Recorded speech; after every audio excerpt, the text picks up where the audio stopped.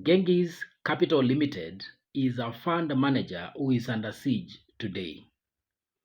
Genghis Capital Limited started off in the year 2008 as a pure stockbroker.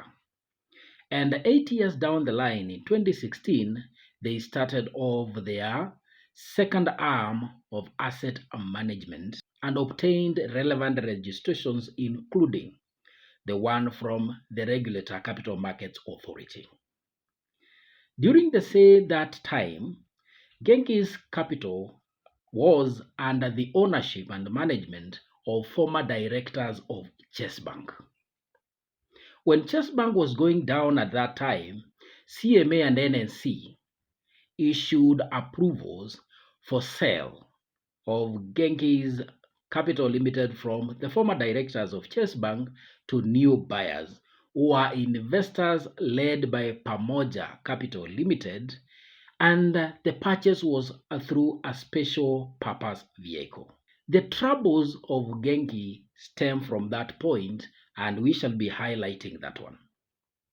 Genghis Capital in 2017 started off their regulated and registered product of a money market fund under the brand name of Genghis Hela Himara Money Market Fund, and in 2018, through a partnership with the Safaricom, they started another money market fund in the brand name of MALI Money Market Fund. Today, those two money market funds are in operation, and the Genghis Hela Himara Money Market Fund, the product by Genghis Capital alone, is giving a return of 13.1%, while the money market fund, that is MALI, that is partnered between Genghis Capital as the fund manager and Safaricom, is returning an average of 15.2%. Two money market funds under the same fund manager, but returning way different rates at 13.1% and 15.2%. That is a whopping 2% difference between the two. And also the assets under management between the two money market funds, that is the Genghis Hela Himara and the MALI Money Market Fund. The Genghis is way below 750 million, or way below a billion, while the MALI Money Market Fund is over 3 billion worth of assets and management. And that speaks to the importance of the M-Pesa subscriber base, standing at over 66 million, held by Safaricom. That is the foundation of the huge growth in assets under management under MALI Market Fund, and that can also be confirmed by the quick growth of the Ziidi Money Market Fund, the rival money market fund created by Safaricom and other three fund managers, which is an improved version of the MALI Money Market Fund and forms part of the third reason of the troubles that bedevil Genghis Capital Limited.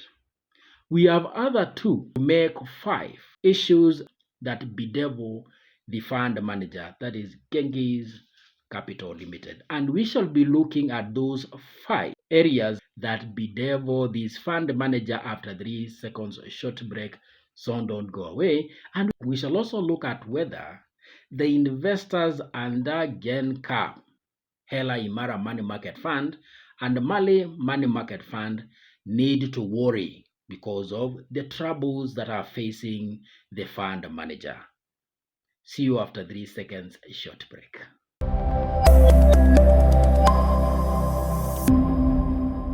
Negative publicity is one of the worst things that can happen to a financial institution, because it puts the integrity of the institution to question and erodes the reputation and affecting the stability of that institution. This is what is happening to our Genghis Capital Limited as a fund manager, and by extension the partners including Safaricom.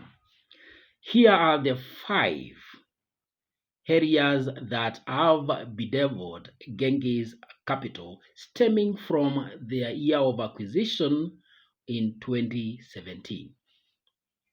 Number one is a political problem. The purchasers or the new owners of Genghis capital include a family member, an owner linked to the Moi family. And the current political regime, they have a sour relationship with the Moise family. And for that reason, that one started affecting the relationship between Safaricom and Genghis Capital Limited as a fund manager for MALI Money Market Fund. And the argument has been that one fund manager cannot be allowed to be under control of an investment vehicle that is going to handle billions. But looking at the spectrum, the wide spectrum of money market funds and the fund managers, we have single fund managers who are managing billions, tens of billions in assets under management. So looking at that lame excuse to divert Safaricom into creating a rival money market fund, Ziidi money market fund, then it's pure a political problem. Problem number two, in 2014, around July, investors in MALI money market funds, when accessing the platform, they could easily see the names and the invested amounts by other investors. That was a huge breach of privacy and confidentiality of investor information. That alone brought a lot of reputation issues, integrity to Safaricom, and questions to the stability of the MALI money market fund platform. At some point, there was an agreement to onboard the MALI money market fund on Safaricom platform. But however, because of the issue in number one, the political problem, there had to be excuses for creating a rival money market fund besides the desire by Safaricom to expand their investment in the financial systems, having successfully rolled out M-Pesa, M-Shwari, and Fuliza, which are rival streams that are giving banks a run for their money. So for this one, Safaricom intentionally also wanted to expand the investment in M-Pesa, which have formed a major income stream for Safaricom by bringing in asset management. And for that reason, in 2024, Safaricom sought to be licensed by CMA as a fund manager. At that time, the rumor went to Genghis Capital Limited, the partner in MALI Market Fund, and they took offense for that one, and they wrote a protest letter to Safaricom. After that, you would remember in around the same time, June, July, Safaricom faced a lot of negative publicity from their mobile users, Safaricom mobile users, during a time of Gen Z demonstrations, the abductions, and on issues around the triangulations. That problem coupled with the breach of privacy on the MALI Money Market Fund platform, where investors could access information relating to other investors, that compounded the problem. And Safaricom felt that their reputation was being destroyed or put into disrepute by Genghis Capital, allowing that kind of access. And on the other side, then, the integrity of Safaricom and suitability and stability of the platform, MALI Money Market Fund platform, also became questionable. And that has formed another reason for the challenges that are facing Genghis Capital Limited, because from that time, Safaricom suspended the onboarding of new investors on MALI money market fund. Remember, at the same time, towards December 2024, Safaricom, in partnership with three fund managers, Ala Capital, Sanlam, and Standard Investment Bank, they received approval for the Ziidi money market fund. So Safaricom immediately rolled out on a pilot phase for the Ziidi money market fund, which by today, merely a month down the line, the Ziidi money market fund has amassed assets under management the equal to what is under management under MALI money market fund. MALI money market fund assets under management stand at about 3 billion to date, while Ziidi in a record 1 month has been able to amass an AUM of 2.85 billion.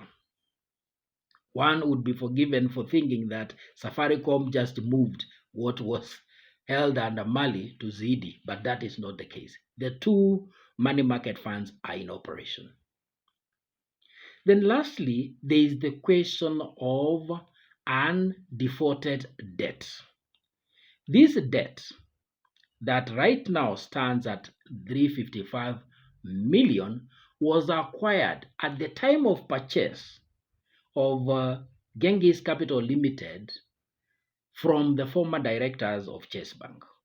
Because at that time in the year 2017, Genghis Capital Limited acquired a loan of $2.265 million. That was equivalent of 293.08 million Kenya shillings from a South African businessman at an interest rate of about 7.25% per annum.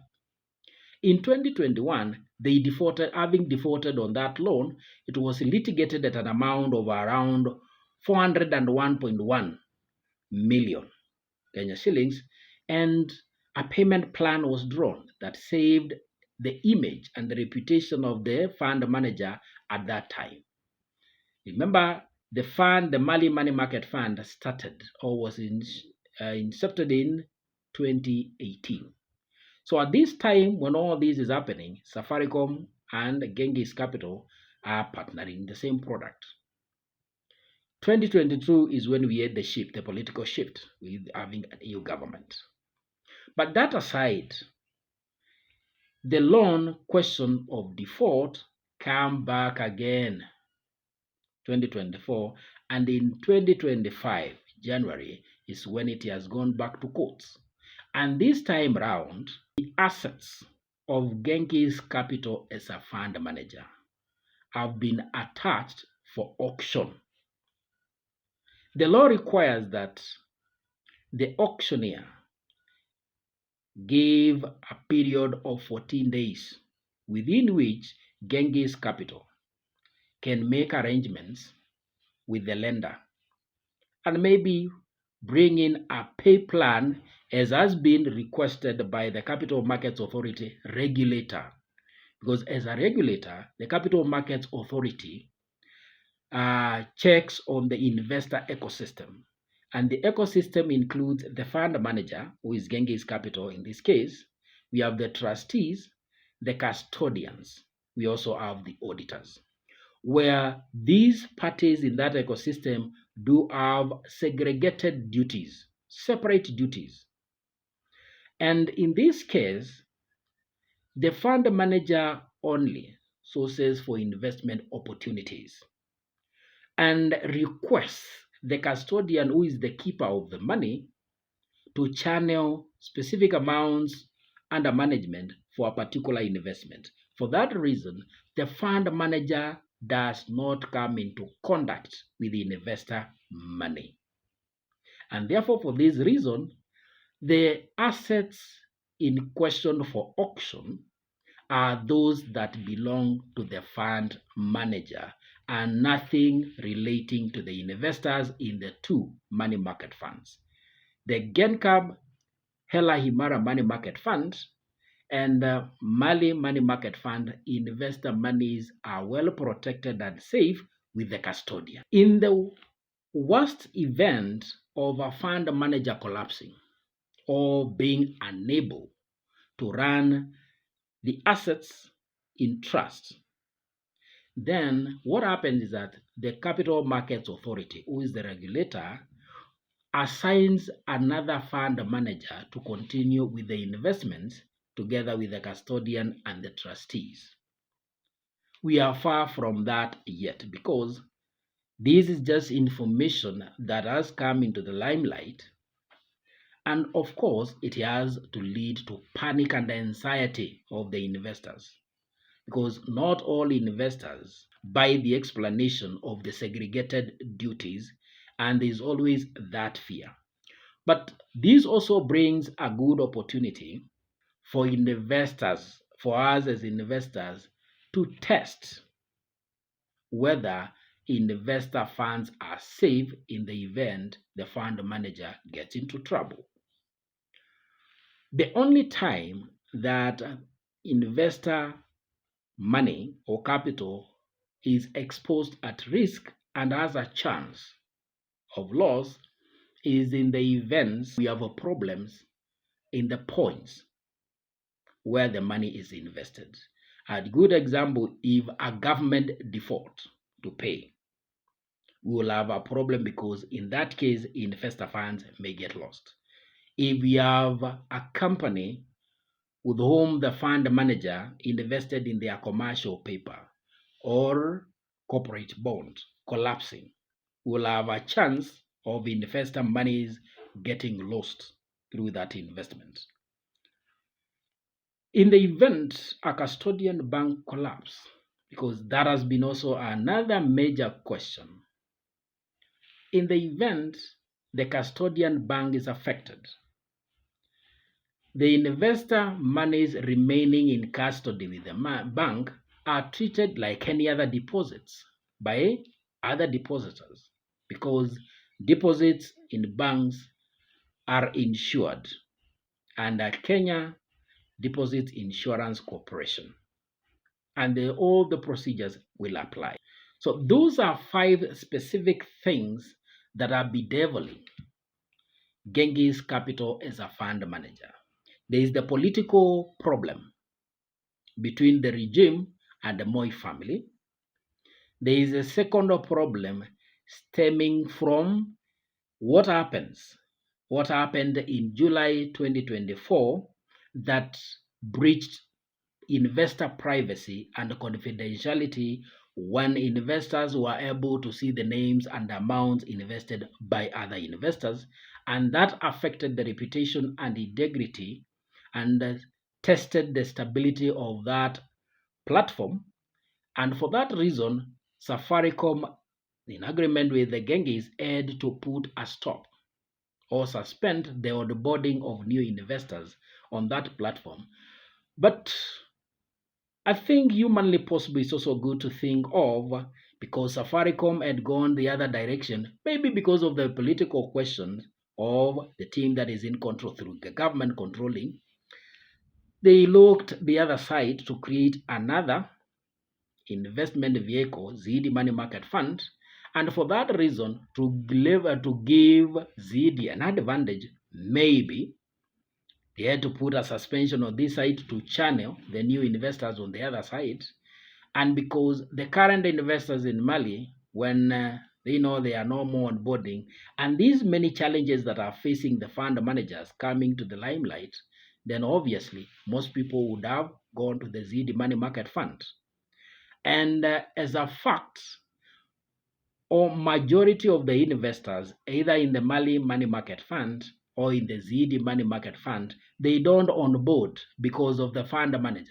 They onboard because of the accessibility and efficiency that is offered by Safaricom, and based on the loyalty that these investors have with Safaricom, because these two products leverage on the existing M-Pesa subscribers, who stand at a huge number, that is 66 million subscribers.